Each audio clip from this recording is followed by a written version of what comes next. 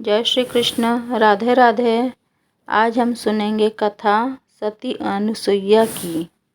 तो कथा इस प्रकार है। एक बार नारद ऋषि विचरण कर रहे थे। तब तीनों देवियां माँ लक्ष्मी, माँ सरस्वती और माँ पार्वती को मिलकर विचार विमर्श करते देखा। तीनों देवियां अपने सतीत्व और पतिव्रता की चर्चा कर रही थी। नारद जी उनके पास पहुँचे और उन्हें अत्रि महामुनि की पत्नी अनुसुईया के असाधारण पतिव्रत के बारे में बताया। नारद जी बोले, उनके समान पवित्र और पतिव्रता तीनों लोकों में नहीं है। तीनों देवियों को मन में अनुसुईया के प्रति ईर्ष्या होने लगी। तीनों देवियों ने सती अनुसुईया के पतिव्रत को खंडित करने के लिए अपने पतियों को कहा। तीनों ने उन्हें बहुत समझाया, पर वे राजी नहीं हुई। इस विशेष आग्रह पर ब्रह्मा, विष्णु और महेश ने सती अनुसुईया के सातित्व और ब्रह्म शक्ति पर रखने की सोची। जब अत्रि ऋषि आश्रम से कहीं बाहर गए थे, तब ब्रह्मा, विष्णु और महेश तीनों ने यतियों का वेश धारण किया और अत्रि ऋषि के आश्रम में पहुँचे तथा भिक्षा मांगने लगे। अतिथि सत्कार की परंपरा के चलते सती अनुसुईया ने त्रिमूर्तियों का उचित रूप से स्वागत कर उन्हें खाने के लिए निमंत्रित किया। लेकिन यतियों के वेश में त्रिमूर्तियों ने एक स्वर में कहा, हे साध्वी, हमारा एक नियम है कि तुम जब निर्वस्त्र होकर भोजन परोसोगी तभी हम भोजन करेंगे। अनुसुईया असमंजस में पड़ गई कि इससे तो उनके पतिव्रत के खंडित होने का संकट है। उन्होंने मन ही मन ऋषि अत्रि का स्मरण किया। दिव्य शक्ति से उन्होंने जाना कि यह तो त्रिदेव ब्रह्मा, विष्णु और महेश हैं। मुस्कुराते हुए माता अनुसुईया बोली, जैसी आपकी इच्छा। तीनों यतियों पर जल छिड़ककर उन्हें 3 प्यारे शिशुओं के रूप में बदल दिया। सुंदर शिशु देखकर माता अनुसुईया के हृदय में मातृत्व भाव उमड़ पड़ा।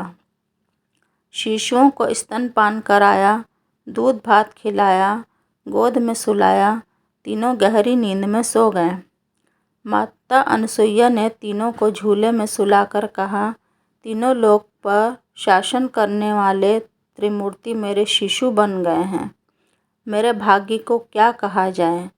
फिर वह मधुर कंठ से लोरी गाने लगी। उसी समय कहीं से एक सफ़ेद बैल आश्रम में पहुंचा। एक विशाल गरुड़ पंख फड़फड़ाते हुए आश्रम पर उड़ने लगा और एक राजहंस कमल को चोंच में लिए हुए आया और आकर द्वार पर उतर गया। यह नज़ारा देखकर नारद, लक्ष्मी, सरस्वती और पार्वती जी आ पहुँचे।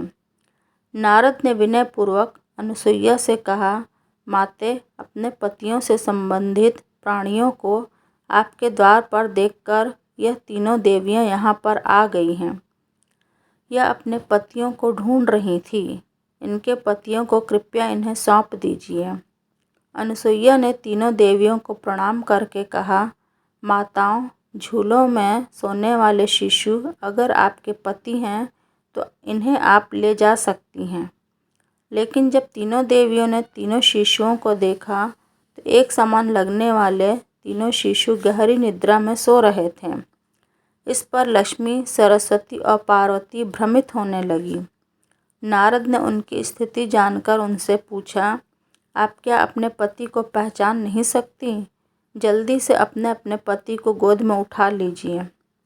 देवियों ने जल्दी में एक एक शिशु को उठा लिया। वे शिशु एक साथ त्रिमूर्तियों के रूप में खड़े हो गए। तब उन्हें मालूम हुआ कि सरस्वती ने शिव जी को, लक्ष्मी ने ब्रह्मा जी को और पार्वती जी ने विष्णु जी को उठा लिया है। तीनों देवियां शर्मिंदा होकर दूर खड़ी हो गई। तीनों देवियों ने माता अनुसुईया से क्षमा याचना की और यह सच भी बताया कि उन्होंने ही परीक्षा लेने के लिए अपने पतियों को बाध्य किया था। लेकिन उनके पति को पुनः माता अनुसुईया ने त्रिदेवों को उनका रूप प्रदान किया। तीनों देव सती अनुसुईया से प्रसन्न होकर बोले, देवी वरदान मांगो। त्रिदेव की बात सुन अनसुईया बोली, प्रभु आप तीनों मेरी कोख से जन्म ले, ये वरदान चाहिए, अन्यथा नहीं।